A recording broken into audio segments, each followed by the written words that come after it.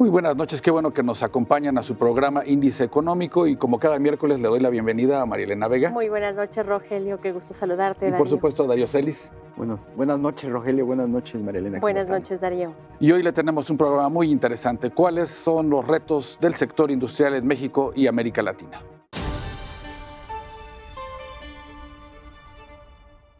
En una semana, las reservas internacionales perdieron 203 millones de dólares. Al 19 de febrero, el saldo era de 195.609 millones de dólares. En total, en el 2020, la caída fue de 58 millones de dólares. De acuerdo con el Servicio de Administración Tributaria, los ingresos fiscales del comercio electrónico, plataformas de transporte, de hospedaje registraron un incremento de 915%, esto en 2020 respecto al año anterior. BOFA advirtió que las medidas de eficiencia recaudatoria que aplicó México en 2020 pueden persistir durante algún tiempo, limitando el riesgo de que el país pierda el grado de inversión este año. Jerome Powell, presidente de la Fed, declaró que la recuperación de la economía de Estados Unidos se mantiene lejos del objetivo y ello depende del control de la pandemia. ¿Qué está pasando en el sector industrial en México y América Latina en el escenario del COVID? Vea lo que le preparamos. Según la Comisión Económica para América Latina y el Caribe, la economía crecerá 3.7% en 2021. En sus conclusiones afirma que la mejoría no será más que un rebote estadístico y no alcanzará para recuperar los niveles de actividad económica previos a la pandemia del coronavirus, la cual será lenta y se alcanzaría hasta el año 2024.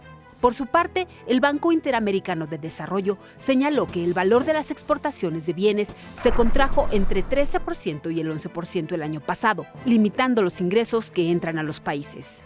En el último balance preliminar de las economías de América Latina y el Caribe 2020, la CEPAL apuntaba a 4 factores que definirán la recuperación económica: la intensidad y propagación de la segunda ola de contagios, la agilidad para producir y distribuir las vacunas, la capacidad de cada país para continuar con los estímulos monetarios y fiscales y las tensiones geopolíticas o sociales que puedan surgir.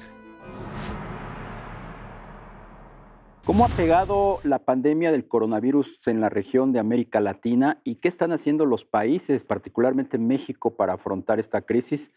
Nos acompaña esta noche Guillermo Castellá. Él es exdirector de la Oficina para México y Centroamérica de la Organización de Naciones Unidas para el Desarrollo Industrial. Bienvenido, ¿cómo estás? Muy buenas noches. Muchas gracias por la invitación. Muchísimas gracias por la invitación.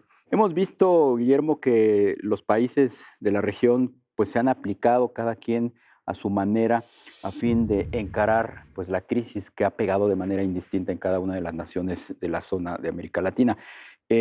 ¿Cuál es tu evaluación de la manera en que han reaccionado los gobiernos de Centro y Sudamérica? Mira, hay como medidas sanitarias, obviamente, por la pandemia, que ha sido algo inesperado para el mundo en general. Creo que los gobiernos en general, tanto desarrollados como en vías de desarrollo, no han percibido la magnitud de la pandemia, entonces han tomado medidas quizás tardías y erráticas al principio. Y eso ha hecho que muchos países hayan reaccionado de una forma bastante, diría yo, vuelvo a repetir, erráticas, en el sentido de que han cerrado aeropuertos, han hecho cuarentena, etcétera, etcétera, con mucha rapidez en algunos países, con más demora en otros. Entonces, ¿qué pasó? Es decir, no son las medidas sanitarias que han ocasionado un problema, sino también las medidas económicas o las medidas de cuarentena que han afectado a la economía. Y en cualquier economía del mundo, cuando se cierra de la noche a la mañana la oferta de bienes y servicios y la demanda, se crea una crisis que jamás se ha visto. ¿Cómo se puede afrontar eso? Muchos países lo han afrontado por apoyar al consumidor, a la persona que se quedó sin trabajo, sin y tener un ingreso adicional o el ingreso del trabajo pero sin trabajar, para de alguna forma sostener de que se queden en la casa, cumpla con las medidas sanitarias y de alguna forma esa persona no sale al mercado laboral ni a afectar los contagios. Ahora, ¿qué pasó con la oferta? Las empresas, las pequeñas y medianas empresas que cerraron, las que no pudieron producir pero no pudieron vender más. Muchos países han optado por unos apoyos, ¿no? Apoyos directos a la pequeña y mediana empresa y a veces apoyos a grandes empresas. Guillermo, en este punto, Sí. ¿tú crees que es suficiente, ha sido suficiente de frente a una, pues obviamente una crisis internacional? México y los países de América Latina, de la región, ¿han No, reaccionado? ¿Qué oportunidades le visualizas y qué se no, debería de estar no ha sido haciendo? suficiente, nunca es suficiente, ¿no? O sea, la CEPAL, por ejemplo, ha sido unos trabajos muy interesantes sobre quizás pensar en una renta básica, ¿no? Asegurar a la población una renta básica para poder, ¿no? Salir a consumir cosas y demandar bienes y servicios, como una forma también de motorizar la economía. No todos los países obviamente estuvieron de acuerdo con eso. La CEPAL también ha ofrecido también apoyar a las pequeñas empresas, ¿no? Con fondos blandos o fondos, de alguna forma, fondos perdidos, para reactivar la producción. El problema es que también ha habido es cuándo hacerlo. Si al principio de la pandemia, durante la pandemia o al final de la pandemia. ¿Y quién sabía cuándo termina la pandemia? ¿Quién lo sabe? Claro. Y ese ha sido el problema. Nadie esperaba que esta pandemia fuera tan larga. Sí, Guillermo, en un escenario pospandemia que pues comienza a visualizarse todavía a lo lejos con las vacunas, ¿qué oportunidades tendría la región en la parte industrial? Ese es el punto. Oportunidades las hay, pero la preparación para captar esas oportunidades es lo que está un poquito en cuestionamiento. Estaba la posibilidad de producir las vacunas a nivel local, a nivel nacional, en muchos países, pero estaban capacitados los laboratorios en forma tan rápida de producir una enorme cantidad de vacunas en poco tiempo, y ese es el tema. Entonces, hay oportunidades, pero también hay que estar preparados para esas oportunidades. Y muchos de los países, lamentablemente, no estaban preparados para esas oportunidades, y ese es uno de los grandes temas. Aquí en México podía haber tenido una oportunidad muy grande, no solo en las vacunas. No sé si ustedes recuerdan que cuando empezó la crisis, la pandemia, China fue los primeros países, por supuesto, que estaban en pandemia de situación, y hubo una crisis mundial de suministro de insumos a casi todos los países del mundo. Eso le afectó a todo el mundo. Ahí nos dimos cuenta cuán importante es China en la oferta mundial de insumos y productos. Y ahí puede haber sido una oportunidad de tomar esos nichos que China estaba dejando para que vinieran empresas mexicanas o brasileras o incluso colombianas o incluso argentinas para poder suplir esos nichos. Pero no se estaba preparado, no se estaba de alguna forma rápidamente preparado. No había políticas industriales en vigencia que rápidamente pudieran apuntalar a esa Pues sí dirección. habían, lo que pasa es que nos cayó la restricción de las actividades no esenciales. Acuérdate que el gobierno sobre todo empezó a trastabillar con qué era esencial y qué no, y el subsecretario López-Gatell terminó por declarar casi todo no esencial, Claro, y no, ahí caímos estoy de acuerdo. No me en ese corresponde a mí marasmo. cuestionar un poco, porque además el secretario López Gatell lo ve desde el punto de vista de salud. O Ujú. sea, obviamente la preocupación de López Gatell era no contagio, quédate en casa, etcétera, etcétera. Entonces, obviamente, los criterios que puede ser esencial o no esencial quizás tienen otro punto de vista diferente.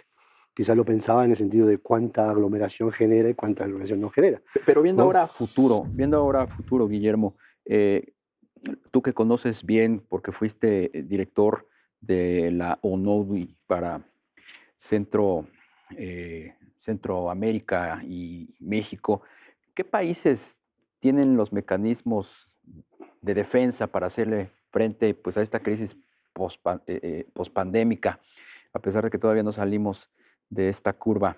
¿Qué países tienen los mecanismos para defenderse mejor que otros? México pensaríamos que lo tiene por el Tratado de Libre Comercio con Estados Unidos y Canadá, ¿no? México tiene varios mecanismos para salir de esta crisis. México tiene el Tratado de Libre Comercio, recientemente firmado, el nuevo tratado. Ujú. Tiene un mercado interno que no está aprovechado, además, porque, lamentablemente por la desigualdad, ¿no? Pero tiene un mercado interno muy fuerte.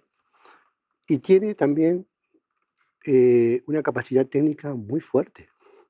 Tiene la Universidad Autónoma de México, tiene el Instituto Tecnológico de Monterrey, tiene grandes personajes científicos y técnicos que han sido famosos en el mundo.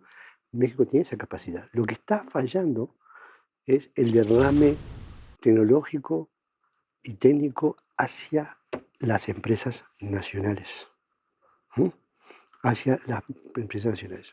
Estaba mirando un trabajo del Instituto de Desarrollo Industrial y Crecimiento Económico de IDIC, que es como una especie de think tank de la Confederación de Cámaras Industriales Mexicana, Dice que casi el 54% o más del 57% del valor agregado de este país está en manos de 2.000 empresas grandes y medianas, medianamente grandes. Estamos hablando de 2.000 empresas, cuando hay casi 5 millones de unidades económicas en México.